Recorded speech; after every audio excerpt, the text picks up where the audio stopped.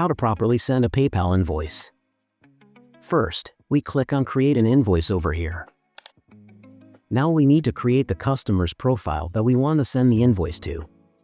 For that, we paste the customer's email and click on Create New Customer with this email. We add the name and that's it.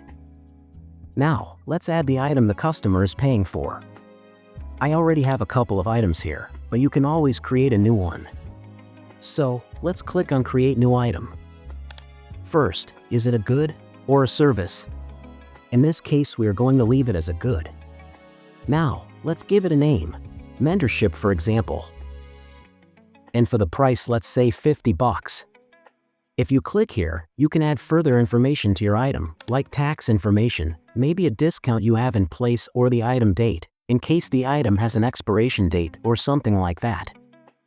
You can also add a description for your item, but that's optional. When you're done adding that info, just click on Add. If you are shipping the item, leave this enabled and add the shipping address for this invoice. In this case, I'll disable this option. Here you can add other charges, like handling or maybe a discount you want to run for this specific invoice.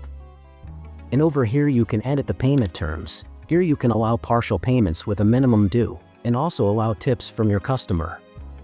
Once you are satisfied with the changes, click on Save. Now we are moving on to the Notes and Attachments section. You can write a note to your customer over here. You can also add terms and conditions, a reference number, or a memo to self. You can also attach images or documents to the invoice, like a product image or a contract. Which, by the way, is a great idea if you are selling services. This is how the invoice looks on a PDF. How it'll look on mobile. And how it'll look on the email. Also, if you click on more options, you get all these actions you can take with this invoice. Share the link to invoice, save the invoice as a draft, edit business info, edit or add a logo, apply a template you have created before, or save this invoice as a template. When you are done, you click on Send, and that's it.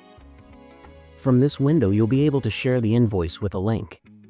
When you click on Done, you'll find your newly sent invoice in your invoicing screen.